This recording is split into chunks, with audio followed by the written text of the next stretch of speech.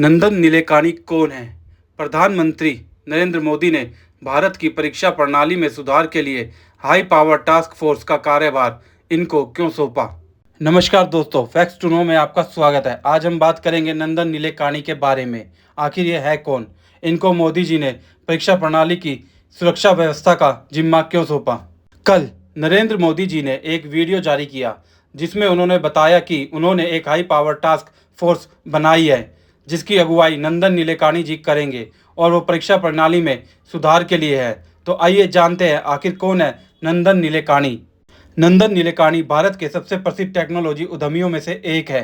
नंदन नीलेकानी के बारे में प्रमुख बातें हैं कि वो इन्फोसिस के सह संस्थापक को फाउंडर है। कई वर्षों तक इन्फोसिस के वो सीईओ भी रहे हैं। भारत के आधार प्रोजेक्ट के मुख्य आर्किटेक्ट वो माने जाते हैं।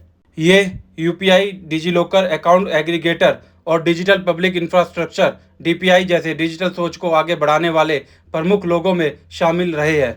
इन्हें वर्ष 2006 में पद्म भूषण से सम्मानित किया गया था। सरकारें अक्सर बड़े डिजिटल सुधारों में इनकी विशेषज्ञता लेती रहती है। नीलेकानी जी की टीम जिन जिन सुधारों पर सुझाव देगी सरकार को, वो सुधार हम आपको बताते हैं। पहला सुधार जिस पर वो कार्य करेंगे और सुझाव देंगे वो है पेपर लीक प्रूफ सिस्टम।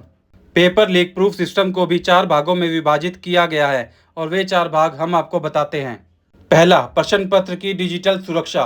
प्रश्न पत्र को डिजिटल रूप में सुरक्षित और सीलबंद रखा जाएगा। केवल अधिकृत लोग ही इसे एक्सेस कर सकेंगे।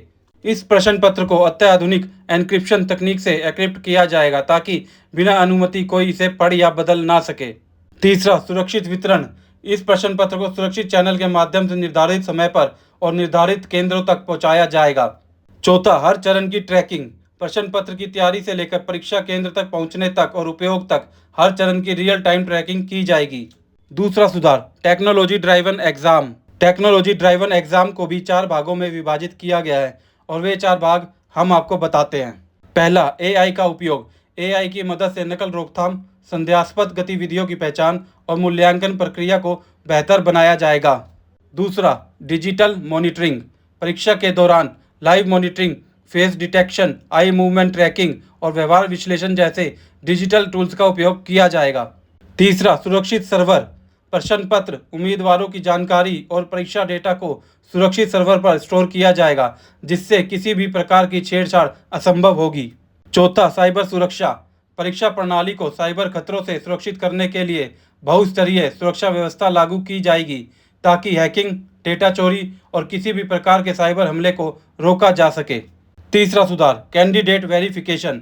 आधार जैसी डिजिटल पहचान प्रणालियों के अनुभव का उपयोग करते हुए उम्मीदवार की पहचान को अधिक सुरक्षित और विश्वसनीय बनाने के तरीके सुझाए जा सकते हैं। चौथा सुधार, exam centre monitoring. Exam centre monitoring को 4 भागों में विभाजित किया गया है। इनके भी 4 भाग हम आपको बताते हैं। पहला, हर परीक्षा केंद्र की लाइव निगरानी। सभी परीक्षा केंद्रों की लाइव निगरानी कंट्रोल रूम से की जाएगी ताकि कुछ भी गलत दिखाई देने पर तुरंत कार्रवाई हो सके, परीक्षा पूरी तरह पारदर्शी और निष्पक्ष बन सके। दूसरा, सीसीटीवी निगरानी। सभी परीक्षा केंद्रों पर हाई डेफिनेशन सीसीटीवी कैमरे लगाए जाएंगे ताकि हर गतिविधि की रिकॉर्डिंग हो और किसी भी तरह की गड़बड़ी रोकी जा सके। तीसरा, डिजिटल रिकॉर्ड। सभी रिकॉर्ड डिजिटल रूप से सुरक्षित सर्वर पर संग्रहित रहेंगे जिससे पारदर्शिता बनी रहेगी और जांच के समय भी यह सारा डेटा उपलब्ध रहेगा। चौथा, रियल टाइम रिपोर्टिंग। किसी भी संदिग्ध गतिविधि की तुरंत रिपोर्टिंग और अलर्ट सिस्टम रियल टाइम में संबंधित अधिकारियों को सूचना भेजी जाएगी। पांचवा सुधार, स्ट्रॉन्ग डाटा सिक्योरिटी। परीक्षा प्रक्रिया से जुड़े सभी डाटा की सुरक्षा सुनिश्चित करने के लिए अत्याधुनिक तकनीक और मजबूत सिस्टम लागू किए जाएंगे। छठा सुधार, बेहतर लॉजिस्टिक्स। परीक्षा प्रक्रिया में लॉजिस्टिक्स को बेहतर बनाना, पारदर्शिता, सुरक्षा और विश्वसनीयता सुनिश्चित की जाएगी। इन सभी सुझाए गए सुधारों से कई संभावित लाभ हो सकते हैं। आइए हम आपको बताते हैं वो क्या है। पहला पॉइंट, पेपर लीक की संभावना कम। कड़े सुरक्षा उपायों और आधुनिक तकनीक से पेपर लीक की संभावना बेहद कम हो जाएगी। दूसरा पॉइंट, परीक्षा पर भरोसा बढ़ेगा। पारदर्शी और निष्पक्ष प्रणाली से छात्रों, अभिभावकों और समाज का भरोसा परीक्षा प्रणाली पर बढ़ेगा। तीसरा पॉइंट, फर्जी उम्मीदवारों पर रोक। बायोमेट्रिक सत्यापन और एआई तकनीक से फर्जी उम्मीदवारों पर प्रभावी रोक लग सकेगी। चौथा पॉइंट, तेज और पारदर्शी प्रक्रिया। प्रक्रियाओं को आसान और डिजिटलीकरण से परीक्षाएं तेजी और पारदर्शिता के साथ संपन्न होंगी। पांचवा पॉइंट, परीक्षा संचालन में बेहतर जवाबदेही। स्पष्ट जिम्मेदारियां तय होने और कठोर निगरानी से परीक्षा संचालन में जवाबदेही सुनिश्चित होगी। हालांकि इन सुधारों का वास्तविक प्रभाव इस बात पर निर्भर करेगा कि सरकार कौन कौन सी सिफारिशें अपनाती है और उन्हें कैसे लागू करती है। मोदी सरकार ने परीक्षा प्रणाली में बड़े सुधार की दिशा में कदम उठाते हुए नंदन नीलेकानी की अध्यक्षता में हाई पावर टास्क फोर्स बनाई तो है, ताकि भारत की परीक्षाओं को अधिक सुरक्षित, पारदर्शी और तकनीक आधारित बनाया जा सके। अब आगे क्या होगा, कैसे होगा, देखते हैं। इसके लिए हम सबको करना पड़ेगा इंतजार इस हाई पावर टास्क फोर्स की रिपोर्ट आने तक।